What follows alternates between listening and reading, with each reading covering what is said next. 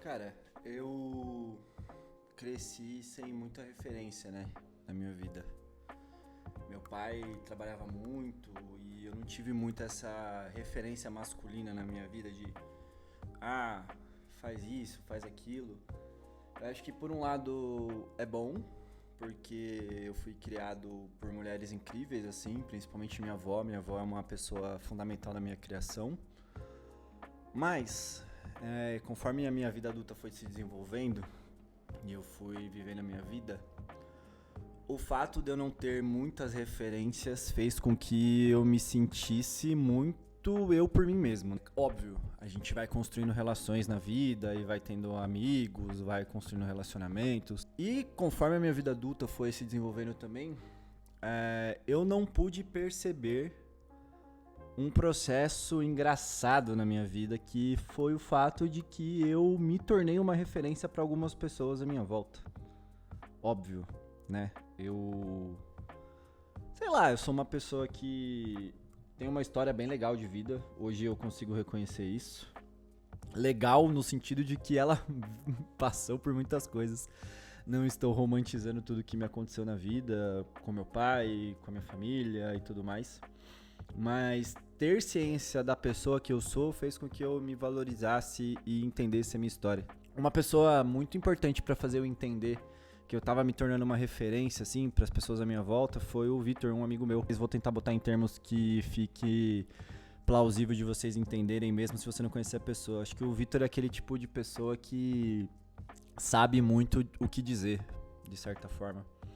Apesar de que também, se ele for fazer uma análise dele mesmo, ele vai falar que não sabe muito. Mas ele que me sinalizou isso.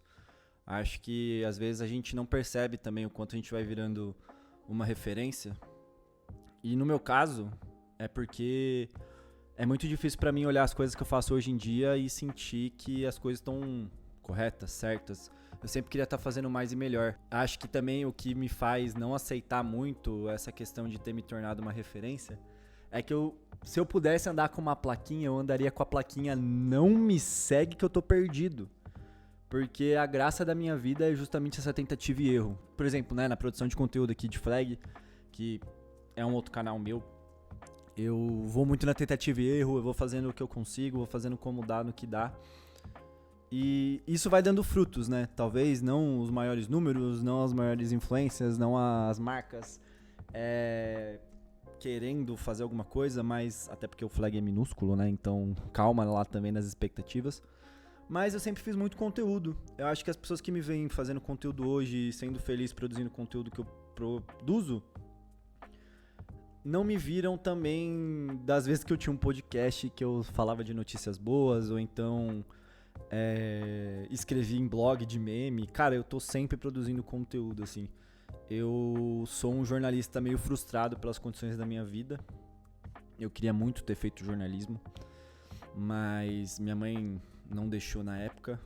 Então, assim, né, nesse papo de referência, minha mãe exerceu um papel de referência / controle pra mim. E não pude peitar, não tive, acho que a autenticidade e a personalidade suficiente pra peitar o que eu queria. E isso sempre escapa, né, da minha personalidade. Eu acho que essa questão de produzir conteúdo e principalmente de me comunicar sempre escapa. Quando eu tô muito estressado, quando eu tô amargurado com as coisas, eu sempre busco me comunicar e vou aprendendo com isso, né? Me comunicar não necessariamente falar do problema, tá? Às vezes eu uso a comunicação como um escape, justamente por falar de outras coisas e desopilar criativamente. Mas voltando ao papo de referência, eu não percebi isso, assim. E só quando isso foi me sinalizado, literalmente, assim, com essas palavras, você se tornou a referência dessas pessoas, fez com que um clique instalasse na minha cabeça do tipo, o que eu não percebo em mim de bom que faz com que as pessoas se sintam com vontade de não me imitar, mas de absorver um pouco do que eu faço pra personalidade delas. E cara, isso é uma loucura, assim, porque óbvio, eu também sou influenciado pelos outros criadores de conteúdo e pelos meus amigos também. E eu acho que eu queria que eles soubessem disso. Que também eles me influenciam pro bem. Que ao observar como eles lidam com as coisas, a observar como eles agem, reagem, de certo ou errado, comigo concordando ou não, eles acabam me influenciando também. Então acho que o recado que eu queria passar é: observem o quanto vocês são referências para as pessoas à sua volta.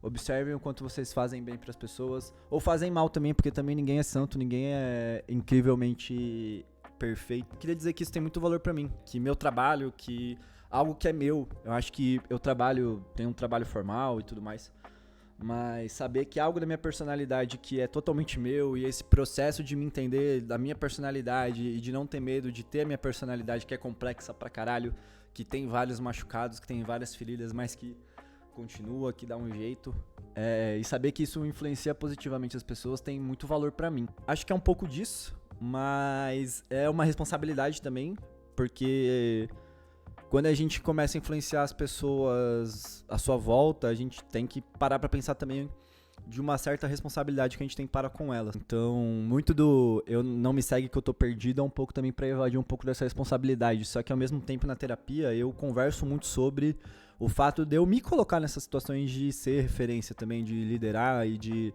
querer estar à frente das coisas, porque é algo muito meu também desde pequeno. Eu sempre fui representante de classe, eu sempre gostava dessa figura, assim, né? De buscar ser essa figura. Só que hoje eu sinto que eu me entendo o suficiente pra tirar o melhor dessa experiência e não fico só me cobrando.